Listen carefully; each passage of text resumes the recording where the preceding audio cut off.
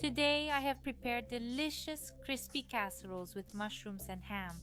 Prepare them at your place at home for lunch or dinner.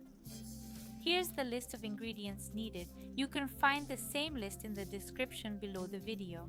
I also added a link to my blog below the video, where you can find all my recipes. To begin with, fry the white part of the leek and the light green part in butter or oil for a few minutes. Then add the mushrooms. Fry everything until the water evaporates, adding salt and pepper. Next, we need 3 halves of a baguette. Spread butter on them, then sprinkle with grated cheese.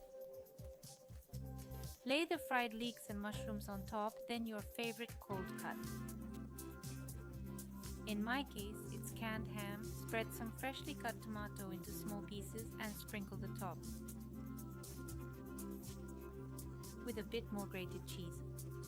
Bake for about 10 minutes at 190 degrees Celsius, top-bottom without fan force, and sprinkle the finished casseroles with a lot of chives. Add ketchup and serve.